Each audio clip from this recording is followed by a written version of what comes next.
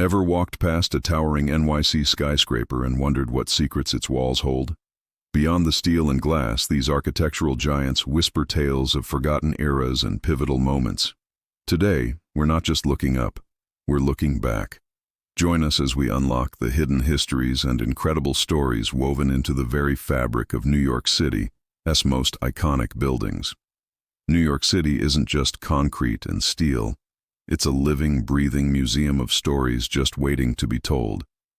Forget the typical tourist traps. Today we're going deeper, uncovering the forgotten tales and surprising secrets hidden within the very foundations of these architectural giants. And wait till you hear what the original purpose of the Flatiron Building was. It'll completely change how you see it. Let's start our journey at one of the most recognizable silhouettes in the world, the Empire State Building. Completed in 1931, it was a marvel of its time, erected in a jaw-dropping 1 year and 45 days. But beyond its race to the sky, it holds a poignant story. For decades, it was the tallest building in the world, a symbol of American ambition during the Great Depression. It offered not just jobs, but hope. Imagine the workers, scaling those heights with rudimentary safety gear, their every rivet a testament to human resilience. And here's a little-known fact. The iconic spire wasn't just for show. It was originally designed as a mooring mast for dirigibles, or airships. The idea was that transatlantic passengers could disembark right in the heart of Manhattan.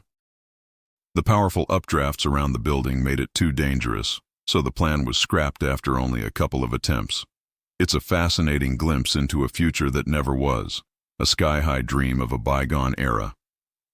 Now, let's wander down to 23rd Street, where Broadway and Fifth Avenue meet, to gaze upon the uniquely shaped Flatiron Building. It's one of the city's most photographed landmarks, but its story is as sharp as its famous corner. When it was completed in 1902, people were genuinely skeptical. Many critics called it Burnham's Folly, convinced that its triangular shape couldn't possibly withstand the city's strong winds. In fact, people would place bets on which way it would fall. The unique shape also created a wind tunnel effect at its base, which famously lifted women's skirts, much to the delight of young men who would gather to watch. This led to the popular phrase, 23 Skidoo, shouted by police officers trying to shoo the loiterers away. So, the next time you see the Flatiron, remember it wasn't just a building. It was a spectacle, a source of public debate, and even the origin of a classic American slang term. It stands as proof that sometimes the most audacious designs become the most beloved icons. Let's head over to Midtown, to a place that feels like a city within a city, Rockefeller Center. We all know it for its dazzling Christmas tree and ice rink, but its creation is a story of incredible vision and perseverance. John D. Rockefeller, Jr. originally leased the land in 1928, just before the stock market crash of 1929. His partners backed out, leaving him with a massive, expensive piece of property in the middle of the Great Depression. Instead of abandoning the project, he doubled down, personally financing the entire complex. He envisioned it not just as a collection of office buildings, but as a center for art, culture, and community. He commissioned incredible works of public art, like the famous Prometheus statue and the Atlas sculpture, embedding a message of human progress and aspiration directly into the architecture.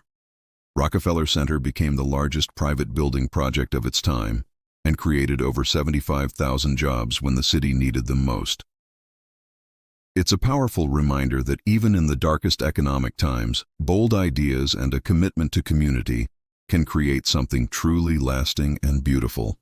Now let's take the subway downtown to the Woolworth Building. When it opened in 1913, it was dubbed the Cathedral of Commerce, and for good reason. Its Gothic-inspired design, complete with spires and gargoyles, was meant to evoke the great cathedrals of Europe. But this was a cathedral dedicated to the power of American business. Frank W. Woolworth, the founder of the Five and Dime stores, financed the entire project himself, in cash. He wanted the building to be a grand headquarters for his retail empire, a monument to his rags-to-riches story. He was so involved in the details that he had whimsical, gargoyle-like caricatures of himself and the building's architect, Cass Gilbert, sculpted into the lobby's ceiling. You can still see them today, One is of Woolworth counting his dimes. It's a playful touch that reveals the human story behind the grand facade. A story of ambition, pride, and the celebration of commerce on a scale the world had never seen before. Our next stop is a true testament to preservation and reinvention, Grand Central Terminal. This isn't just a train station, it's a destination. Opened in 1913, it was a masterpiece of Beaux-Arts design, intended to be a grand gateway to the city. One of its most magical features is the celestial ceiling in the main concourse, a breathtaking mural of the Mediterranean winter sky. But here's a secret: the constellations are almost entirely backwards. Some say it was an artistic choice to depict the sky as God would see it from above. Others claim it was a simple mistake from a reversed stencil. Whatever the reason, it adds to the terminal's mystique. By the mid-20th century, the station had fallen into disrepair, and there were plans to demolish it, much like the original Penn Station. But a fierce preservation campaign, famously led by Jacqueline Kennedy Onassis, saved it from the wrecking ball. Today, Grand Central stands not only as a hub of transportation, but as a victory for those who believe in preserving our shared history. Don't forget to check out the Whispering Gallery near the Oyster Bar. Stand in one corner, and a friend in the opposite corner can hear you whisper clear as day, thanks to the unique acoustics of the arches. Let's travel back in time to the Lower East Side, to the Tenement Museum.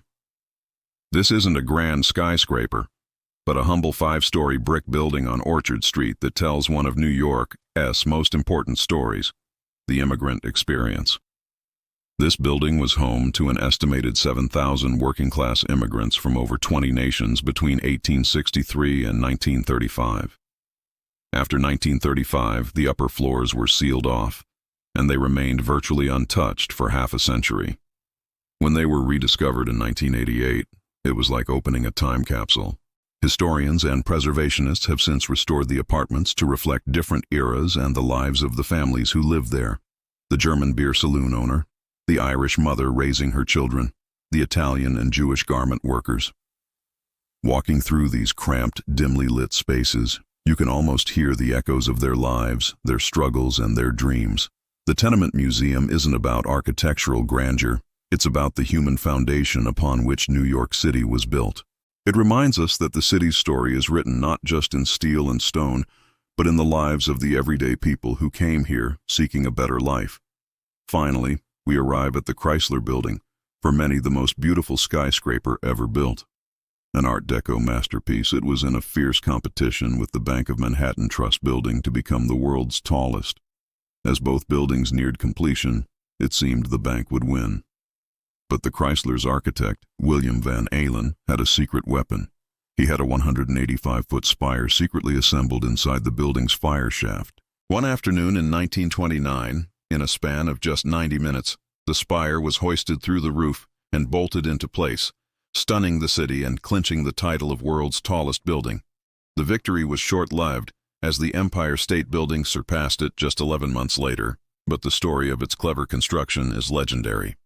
Its gleaming eagle gargoyles and sunburst crown were inspired by Chrysler automobile designs, making it a shimmering monument to the machine age. The Chrysler Building doesn't just scrape the sky, it celebrates the glamour, innovation, and competitive spirit of Jazz-age New York. From dirigible docks in the sky to secret spires and whispering walls, every building in this city has a story to tell. They are more than just landmarks. They are time capsules, holding the ambitions, struggles, and dreams of generations. The next time you walk the streets of New York, look up and remember the incredible tales hidden in plain sight. Thank you so much for joining us on this architectural adventure through New York City. If you enjoyed uncovering these hidden histories, please give this video a thumbs up and subscribe to our channel for more journeys into the past. We'd love to hear from you in the comments. What's your favorite NYC building and its story? Until next time, keep exploring.